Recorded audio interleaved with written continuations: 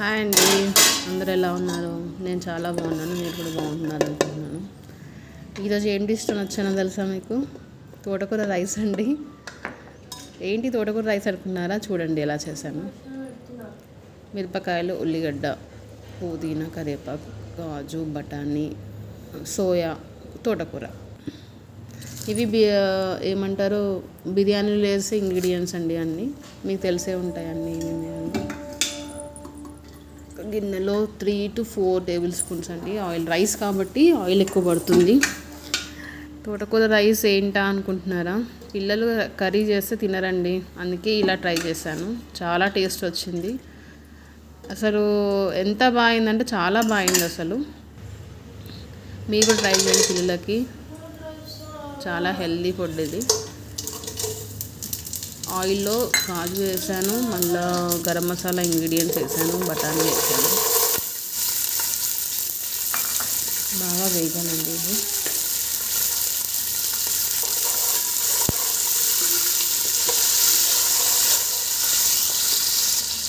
వేగిపోయాయి బఠానీలు మొత్తము.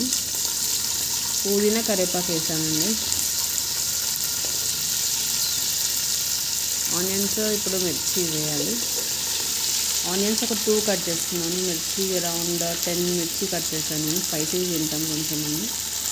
ఇది మొత్తం ఫ్రై అయ్యాక వేయించాలి. గోల్డెన్ బ్రౌన్ కలర్ రావాలి ఆనియన్స్.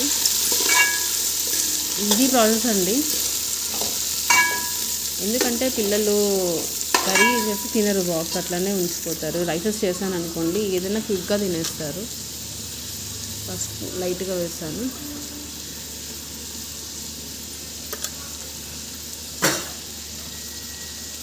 ఇంగువ అండి, నేను చేసే ప్రతి దాంట్లో ఇంగువ మస్తు ఉంటుందండి. నాకు ఇంగువ ఫ్లేవర్ నాకు చాలా నచ్చుతుంది.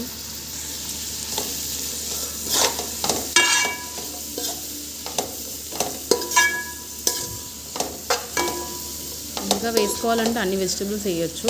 నేను అన్ని వెజిటబుల్స్ ఏమి వేయలేను. అల్లం ఎల్లిగడ్డ పేస్ట్ 1 స్పూన్ వేసాను. మంచిగా వేగాలి ఇది. చూడండి మంచిగా వేగిపోయింది. సోయా వేస్తున్నాను నేను. సోయా క్వాంటిటీ ఎక్కువ తీసుకున్నాను నేను. సోయాతో చాలా టేస్ట్ బాగుంటుంది.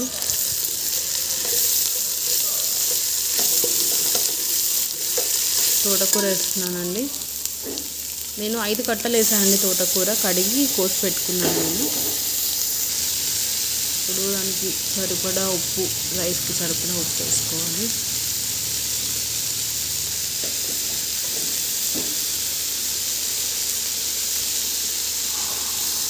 ఆకుకూర తొందరగా ఉడికిపోతుంది.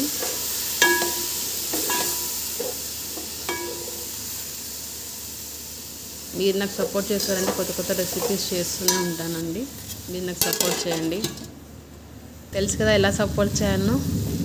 వీడియోని లైక్ చేయండి, అందరికీ షేర్ చేయండి, అండ్ నా ఛానల్ని సబ్స్క్రైబ్ చేసుకోండి. మీ సపోర్ట్ అదే నాకు. ఆల్రెడీ రైస్ అన్నం ఉడికించుకొని పెట్టుకున్నానండి నేను.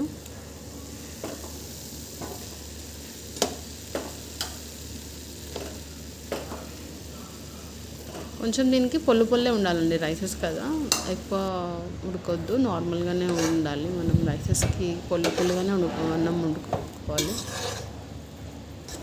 బాగా మిక్స్ చేసుకోవాలి దీన్ని. టేస్ట్ అయితే చాలా బాగుంటుందండి, మీరు ట్రై చేయండి. రైస్ వేసుకున్నాక ఒక 2 మినిట్సేనండి, రెడీ అయిపోతుంది.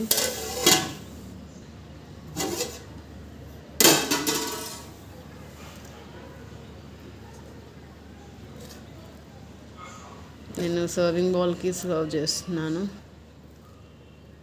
దీనికి రైతా బాగుంటుందండి, మీరు ట్రై చేయండి ఒకసారి. నా